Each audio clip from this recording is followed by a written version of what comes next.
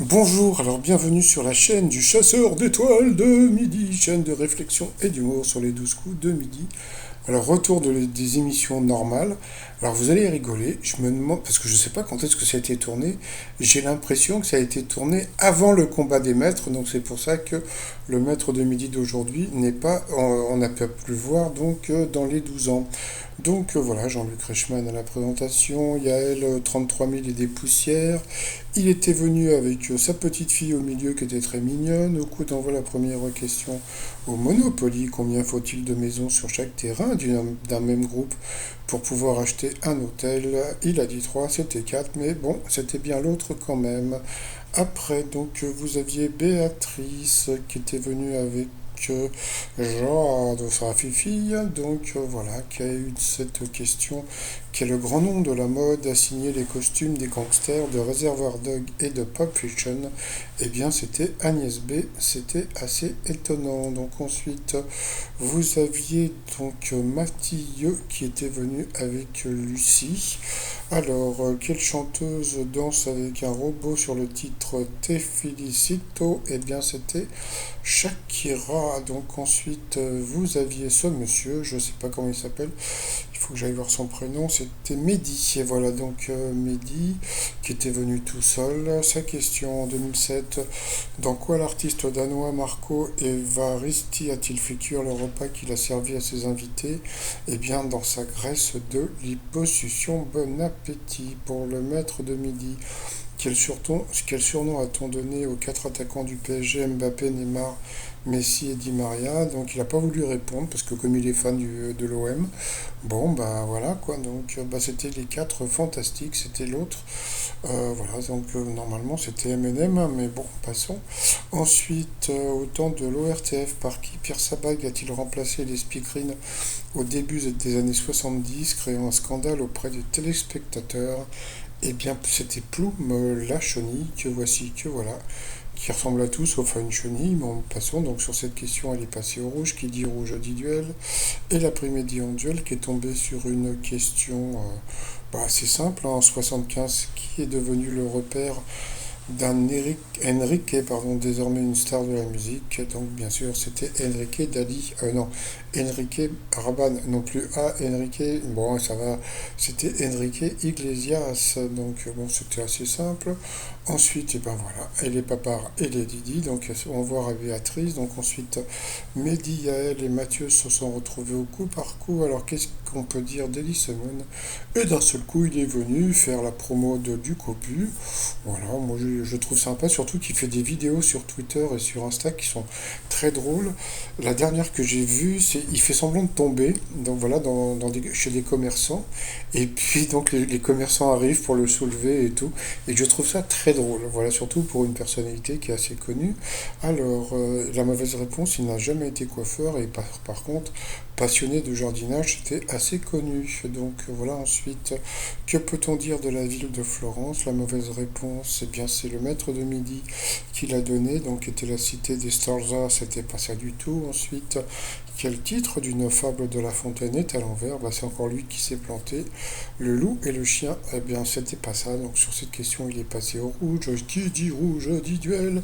Donc il a pris, je sais plus, Mathieu en duel, qui est tombé sur une question bah, je sais pas, au cinéma, quelle protection doivent porter les projectionnistes lors du changement de la lampe à xénon du projecteur? Vu les questions, moi je serais parti sur un gilet pare-balles.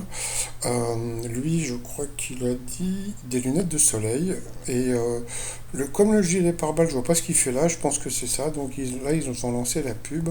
Donc, eh bien, on se retrouve après la pub. Bon, bah, retour de pub. Alors, on retourne sur la fameuse question, et j'avais raison.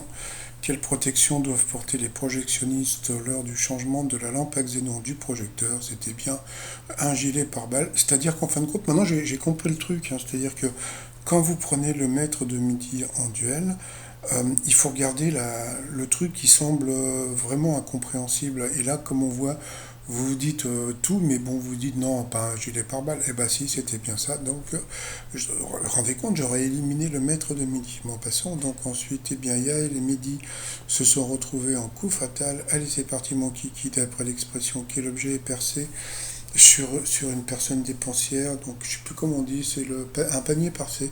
Ensuite, quel objet coupant se trouve dans le titre du deuxième album d'Astérix? Il a été un couteau, c'était la Serpe d'Or. Quel département français en forme de papillon a pour chef-lieu Pointe-à-Pitre? C'était la Guadeloupe. Guada. Que mesure un cadran solaire, donc le temps? Quel acteur américain avait appelé son fils Jet en raison de son amour pour l'aviation? C'était Travolta. Et quel sigle est le plus souvent utilisé pour désigner? Alors ça, je ne sais pas si les candidats peuvent regarder, donc peuvent voir les questions, je sais pas, sur l'écran, parce que bon là, il a passé, mais c'était simple, hein, GPS, hein, c'était les initiales du truc, donc bon, passons. Ensuite, qu'est-ce qu'il y a eu avec l'anglais? Quelle est l'autre langue officielle des Jeux Olympiques? Devinez ce qu'il a dit. Devinez ce qu'il a dit. Avec l'anglais, quelle est l'autre langue officielle des Jeux Olympiques? Qu'est-ce qu'il a dit? Il a dit l'anglais. Bon, non, ça ne peut pas être deux fois l'anglais. Donc, bien sûr, c'était le français, c'est assez connu. Ensuite, quelle discipline étudie la valeur énergétique des aliments, etc. Donc, je ne sais plus comment ça s'appelle, la diététisme ou diététique. Quel musée parisien doit-on à l'architecte Richard Rogers, disparu en décembre 2021, le truc Pompidou? De quel sport de balle la FFR est-elle la fédération française de rugby? Il n'a pas trouvé non plus. De quel instrument Gauthier Capuçon joue-t-il? Donc, il faut demander à Madame Ferrari. Donc, bien sûr, c'était le violon. Et voilà, donc à la fin, il a été éliminé. Alors attendez, donc là vous allez regarder un truc. Donc là, comme on peut voir, donc le candidat est éliminé. Regardez combien il lui reste à Yael, d'accord? Il lui reste 44 secondes. Et à ce moment-là, qu'est-ce qu'il a fait? Il a sauté de joie. Ouais, super, j'ai gagné, ouais. Non mais attends, t'as pas gagné. Le candidat était mauvais, et toi il te restait 44 secondes, donc il n'y avait pas de quoi sauter de joie, mais bon, c'est pas grave. Ensuite, par rapport au coup de maître, alors sur quoi Abracadabra raccourci, le chef du village se met-il debout pour faire ses discours? Donc le bouclier, c'est assez connu dans la plupart des championnats de football. Combien de points vaut un match gagné? Donc bien sûr, c'était 3 points. Qu'est-ce qui est noir dans un ranidoir? Donc il a dit l'autre sans vraiment savoir ce que c'était, mais bon, c'était la peau, tout simplement. Donc voilà. Bon, moi je dis ça, je dis rien, hein, comme dirait l'autre. Donc voilà. Ensuite, qu'est-ce qu'on a eu? Je sais même plus. Quelle est la particularité des drapeaux de Chypre et du Kosovo? Donc on y voit la carte du pays. En un an, la longueur moyenne des cheveux produits sur la tête d'un homme est égale à la hauteur de...